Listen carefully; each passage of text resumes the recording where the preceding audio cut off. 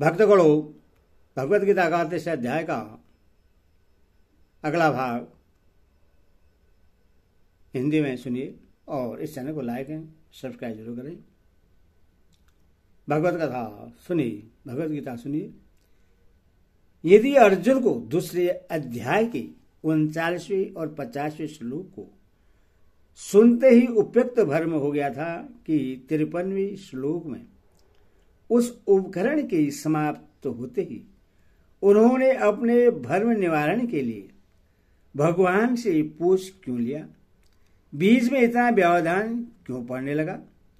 यह ठीक है कि अर्जुन को वही शंका हो गई थी, इसीलिए 54वें श्लोक में ही उन्हें इस विषय में पूछ लेना चाहिए था।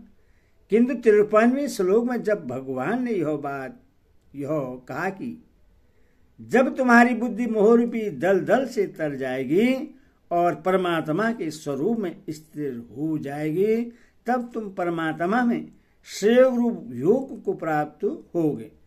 तब उससे सुनकर अर्जुन के मन में परमात्मा को प्राप्त स्थिर बुद्धि युक्त पुरुष के लक्षण और आचरण जानने की प्रबल इच्छा जाग उठी। इसी कारण उन्होंने अपनी इस पहली शंका को मन में रखकर पहले स्थिर प्रज्ञ के विषय में प्रश्न कर दिया और उनका उत्तर मिलते ही इस शंका को भगवान के सामने रख दिया। यदि वे पहले इस प्रसंग को छोड़ देते तो स्थिर प्रज्ञ संबंधी बातों में इससे भी अधिक व्यवधान पड़ जाता। उस एक बात को निश्चित करके कहिए जिससे मैं कल्याण को प्राप्त हो जाऊं। इस वाक्य का क्या भाव है? इससे अर्जुन यह भाव दिखलाते हैं कि अब तक आपने मुझे जितना उपदेश दिया है उसमें विरोध प्रतीत होने से मैं अपने कर्तव्य का निश्चय नहीं कर सका हूं। मेरी समझ में यह बात नहीं आती है कि आप मुझे युद्ध के लिए आज्ञा दे रहे हैं या समस्त कर्मों का त्याग कर देने के लिए।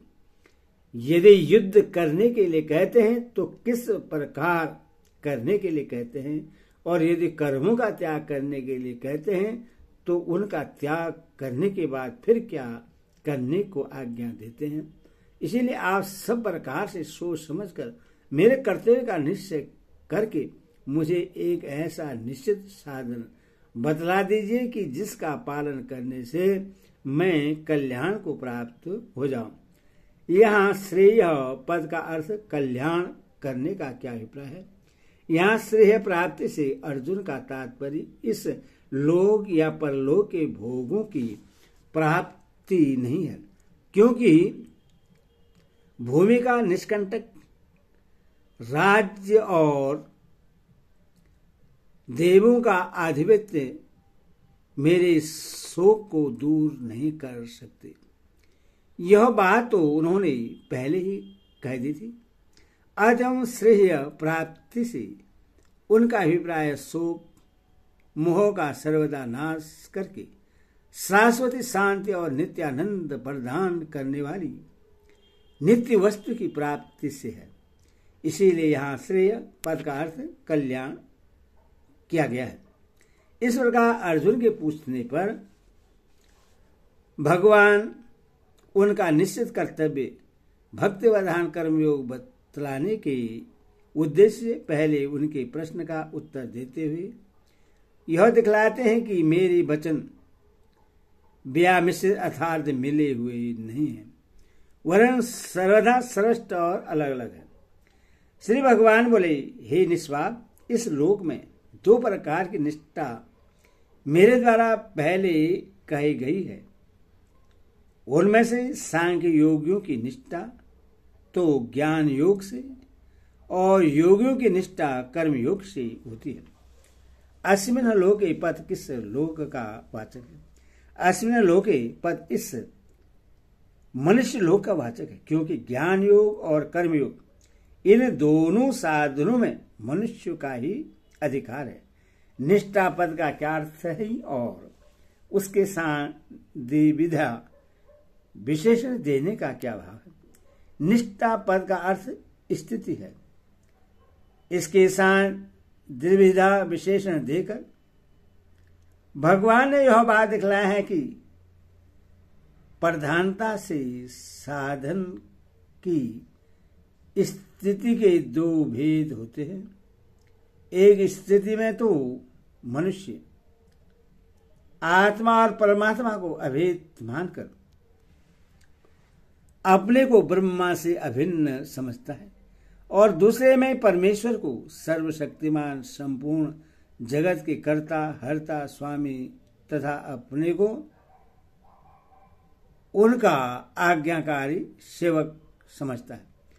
प्रकृति से उत्पन्न संपूर्ण गुण ही गुणों में बरत रहे हैं, मेरा इनसे कुछ भी संबंध नहीं है, ऐसा समझकर मन इंद्रिय और शरीर द्वारा होने वाली समस्त क्रियाओं से कर्तापन की अभिमान से सर्वदा रहित हो जाना, किसी भी क्रिया में या उसकी फल में किंचित मात्र भी अहंता ममता आसक्ति कामना का न रहना तथा सच्चिदानंद घन ब्रह्मा से अपने को अभिन्न समझकर निरंतर परमात्मा के स्वरूप में स्थित हो जाना अर्थात ब्रह्मभूत ब्रह्मा स्वरूप बन जाना। यह पहली निष्ठा है। इसके बाद इसका नाम ज्ञान निष्ठा है। इस स्थिति को प्राप्त हो जाने पर योगी हर्ष शोक और कामना से अतीत हो जाता है, उसकी सर्वस्त्र समदृष्टि हो जाती है। उस समय वह संपूर्ण जगत को आत्मा में स्वप्नवत कल्पित देखता है और आत्मा को संपूर्ण जगत में व्याप्त देखता है। इस निष्ठा या स्थिति का फल परमात्मा के स्वरूप का यथार्थ ज्ञान है।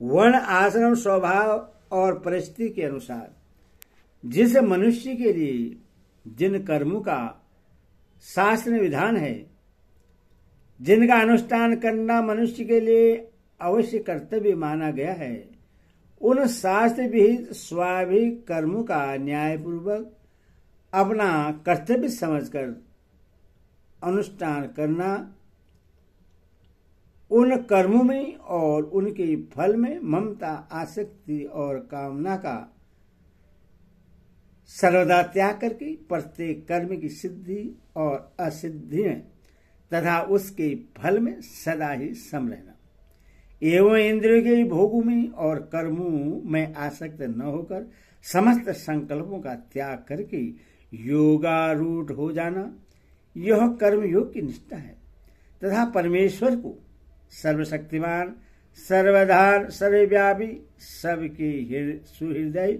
और सबके प्रिय समझकर और अपने को सर्वदा उनके अधीन मानकर समस्त कर्म और उनका फल भगवान के समर्पण करना, उनकी आज्ञा और प्रेरणा के अनुसार उनकी पूजा समझकर जैसे वे करवाएं वैसे समस्त कर्म करना, उन कर्मों में या उनके फल में किंचित मात्र भी समता आसक्ति या कामना न रखना, भगवान के प्रत्येक विधान में सदा ही संतुष्ट रहना तथा निरंतर उनके नाम गुण प्रभाव और स्वरूप का चिंतन करते रहना, यह भक्ति प्रधान कर्मयोग की निष्ठा है। उपयुक्त कर्मयोग की स्थिति को प्राप्त हुए पुरुष में राग द्वेष काम क्रोध आदि अवगुणों का सर्वदा अभाव होकर उसकी सब में ममता हो जाती है, क्योंकि वह सबके हृदय में अपने स्वामी को स्थित देखता है और संपूर्ण जगत को भगवान का ही स्वरूप समझता है। इस स्थिति का फल भगवान को प्राप्त हो जाना है।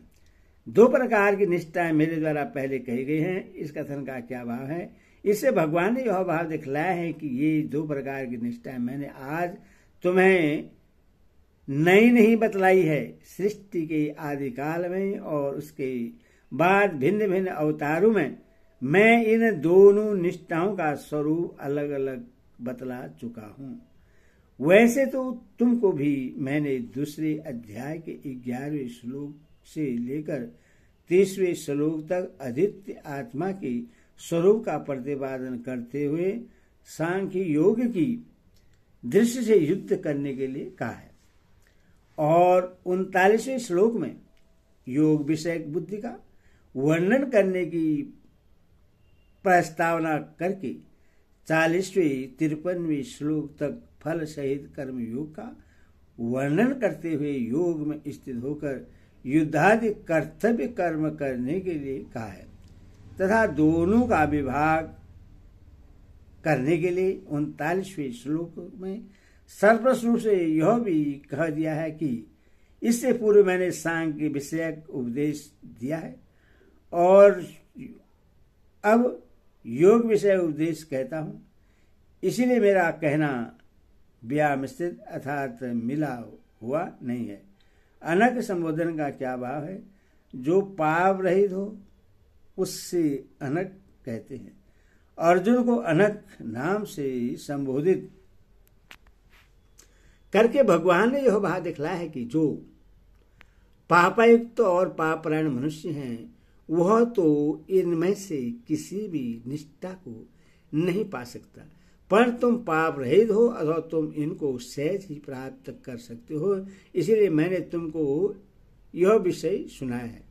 सांख्य योगियों की निष्ठा ज्ञान योग से और योगियों की कर्म योग से होती है। इस कथन का क्या भाव है?